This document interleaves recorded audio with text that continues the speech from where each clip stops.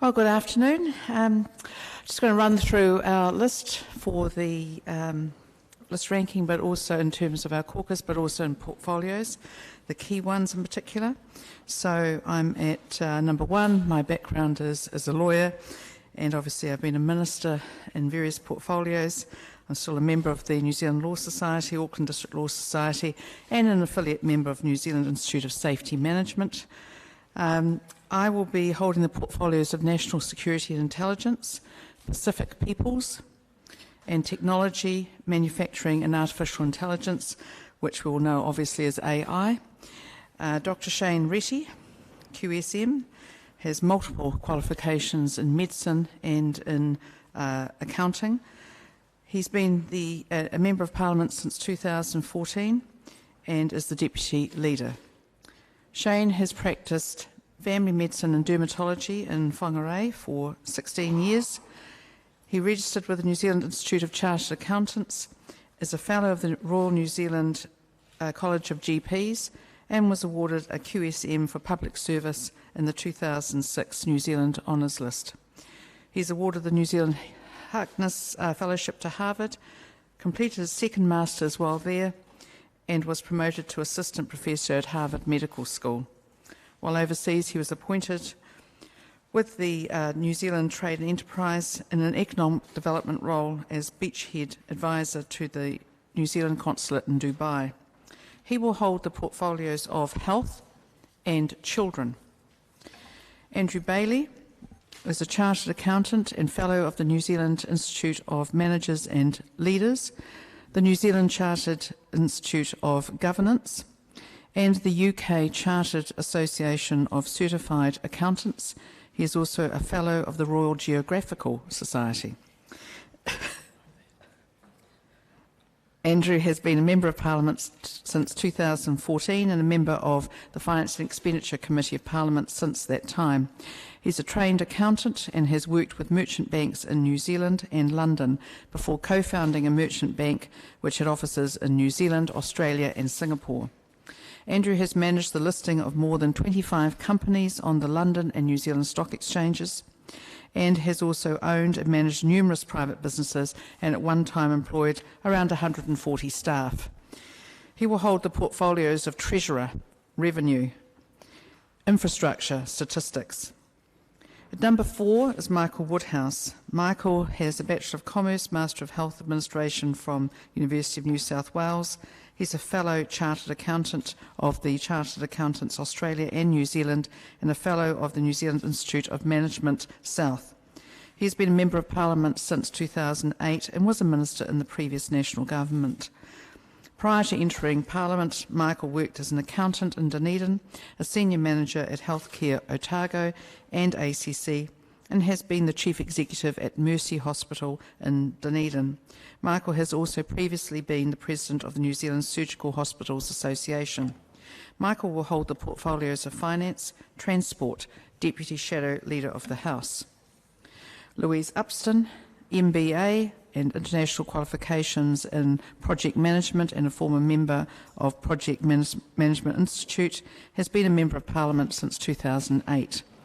Louise was a Minister in the previous National Government and held a number of portfolios including Corrections, Associate Education, Associate Tertiary Education, Skills Employment. Prior to entering Parliament, Louise was self-employed as a project management consultant and founded her first business at the age of 19. She will hold the portfolios of Social Development and Employment, Social Investment, whānau ora, Land Information. Number 6 is Todd McClay, a former Trade Minister and Ambassador for the EU and former founder and CEO of a government affairs and lobbying company. Todd will hold the portfolios of Economic Development, Small Business, Commerce and Consumer Affairs, Tourism and Associate Pacific Peoples. At number 7 is Simon Bridges, a former Minister and Crown Prosecutor in the District and High Courts in Tauranga. He will hold the portfolios of Justice, Water, Pike River Re-entry, Māori Crown Relations. Chris Bishop will be number 8. He has been doing some very heavy lifting in the transport portfolio, and I think he's up to task of holding the government to account on their response to COVID-19. Chris will hold the portfolios of COVID-19 response and shadow leader of the House. Melissa Lee, at number 9, is a former journalist and has held these portfolios before and has worked very well in them. She will hold the portfolios of broadcasting and media, digital economy and communications, and ethnic communities. Scott Simpson, at number 10, has worked incredibly hard in the environment space, particularly with farmers on the freshwater regulations. He will hold the portfolios of environment, workplace relations, RMA, environment. He will, David Bennett is at number 11. He will hold the portfolios of agriculture, horticulture, biosecurity. Paul Goldsmith at number 12 will hold the portfolio of education. Number 13, Mark Mitchell will hold the portfolios of public service, SOEs, sport and recreation. Barbara Kuriga will be at 14. She will hold the portfolios of energy and resources, rural communities, food safety and associate transport. Jerry Brownlee will be at number 15. He will hold the portfolios of foreign affairs, GCSB and NZSIS and associate finance. Nicola Willis at 16 will hold the portfolios of RMA housing, housing and urban development including social, associate economic development. Stuart Smith, number 17, will hold the portfolios of climate change and viticulture. Jackie Dean will hold the portfolios of conservation, and I understand that she will be elected as an Assistant Speaker of the House. Todd Muller will be at 19, and he will hold the portfolios of trade and export growth and internal affairs. At number 20 is Simeon Brown. He will hold the portfolios of police, corrections, serious fraud office and youth. So the new lineup reflects the wealth of talent and experience we have across a range of portfolios. We're very ready to roll up our sleeves and get down to work. And from our point of view, it's very clear is that the big issues that we have to deal with are the economy as well as COVID and health. So you will see that reflected in those portfolios and in those rankings. New Zealand's economic recovery will be at the forefront of everything that we do. We are putting some of our best, most qualified people at the heart of this effort. We have a shadow cabinet brimming with business experience, and we are a government in waiting with a strong mix of former ministers and senior MPs alongside emerging talent. We'll work very hard for all New Zealanders, and we'll work very hard to hold the current government to account and to get and retain the trust of New Zealand voters. Thank you. Todd Muller have dropped significantly down the rankings. Is that a punishment for how much they damaged your campaign? It's actually an acknowledgement of the issues that we feel are going to be the strongest issues that we need to deal with, and one of those is obviously the economy, and I've made that very plain, and health. In contrast, Andrew Bailey is right up the list. Why is that? Can you talk through the shadow figure role? Yes, so it's very close to what the Australian experience is, and from our point of view, Michael Woodhouse and Andrew Bailey will work very closely together. So Andrew will have the portfolios of revenue, as in revenue and tax, budget preparation and review. He'll be in charge of the monetary policy, KiwiSaver New Zealand Super Fund, and he will have an oversight of other portfolios so that he will be a team leader in a team of portfolios including infrastructure, transport, technology, manufacturing and AI, small business, economic development, trade and ACC. And Michael Woodhouse and his finance portfolio will have primary responsibility for monitoring of government expenditure, fiscal settings, debt and interest rates, and he will lead a team which will include oversight of the Overseas Investment Office, commerce, competition, workplace relations, energy, iwi development, SOEs, water. And they are, I have to say, quite joined at the hip, get on really well, work really well together, and they will be a powerhouse, in my opinion.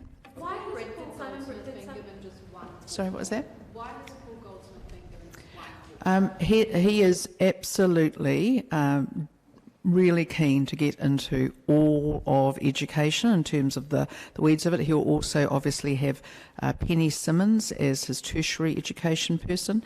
He wants it exactly as it's been delivered. But obviously this is a smaller caucus, everyone needs to share the load and responsibilities. Why not Paul sharing that load? I think if he does an excellent job in education, that's what I expect from him. Yes. Why not decided to not give Simon Bridges the right These are decisions that I make. Thank you. Did Simon Bridges turn down the finance role? I don't discuss anything that my colleagues and I have discussed. Every MP has had a meeting with me, an interview about what their expectations are or what they'd like to do. I've given them my expectations of what I expect from them, and everyone's got something that they particularly asked for, and some have got some others that I've given them to stretch themselves. Did you offer I'm not entering into negotiations in this. I'm not going to be discussing any discussions in terms of detail that I've had with my caucus colleagues here. Can you talk through his thinking around having water as a portfolio? Yes, it's a very big issue, and Simon has also got the Crown. He's got the Crown Maori relations or Maori relations. This is going to be a big issue, I think, across not only from the infrastructure point of view, but also in terms of those claims that may be currently in front of the court. It's a really important role, and I think that he's the right person for that job. Yes. Do you know, I look at that group of 5 brand new MPs. They all have an associate role. Some have more than one. They've all got a role in their own right, so they can really get their teeth into it. And it is fairer to unrank those first-term MPs so that they have a chance to show what they can do. If I said Christopher Luxon further up, I'd also have to say the same about Penny Watts, about Joseph Mooney, about Nicola Gregg, and I'd also have to say the same about, Simon Watts and Penny Simmons. They're all excellent people, so they're going to get a chance to show what they can do. I would also remind people that John Key and I both came in a situation where we were unranked, and as first-term MPs, doesn't seem to have hurt us at all. Are you confident in allocating these portfolios and rankings that you have authorised any dissent in the caucus? Well, I hope so. Point is that the National Party, this is not just about quarterising anything like that. What it is, this is the best team for the job and the job that we have to do now. I expect everybody has seen what happens when there is disunity. A whole lot of people lose their jobs. Are you confident that the caucus is going to stay unified now that you've released these rankings? I hope everyone's focused on what the New Zealand public, our party, our volunteers, and actually their colleagues want them to do, which is to focus on the job. Yes, Henry? Is the Treasurer senior, or the Treasurer be delivering the first spectrum applied in the budget? Well, we're not focused on who's senior or who's what, but Andrew does have the number 3 ranking and Michael does have the number 4 ranking, but it will be something that we will talk through exactly how it is. These two, as I said, are like joined at the hip anyway, so who knows what they'll decide to do. I'm very happy with them working everything through themselves. They are, they spend all day long talking about finance and economics. Wonderful stuff. What's that? Look, I expect them both to perform brilliantly. I have no doubt at all that they will, and I have no doubt that they'll work really well together. And what I think is really important is to understand we're about to go into really difficult economic times. If you listen to any of the particularly overseas commentators like the IMF, it is so important to make this a very serious portfolio. Why would you say that you're going to be going up against Brian Robertson, who is kind of the best performers in the House, I would agree. You're relatively untested. What are you expecting from Brian Robertson? How do you think it's going to go, and how are you going to compete with that? Well, I have a great deal of respect for Grant, but Michael and I both have separate responsibilities, but are part of the same team, and we'll obviously have different aspects we'll be talking to or taking questions to Grant. And I have a background that I can certainly talk to him at a very specific level and detailed level. I think that's important as we go through, that we understand really what is happening from an economic perspective.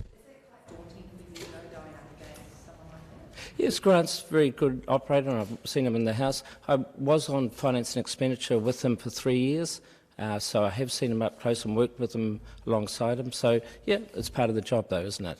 Judith Collins, why did you give housing back to Nicola Willis, and given the housing crisis that New Zealand is facing, why is that so far down your list of priorities?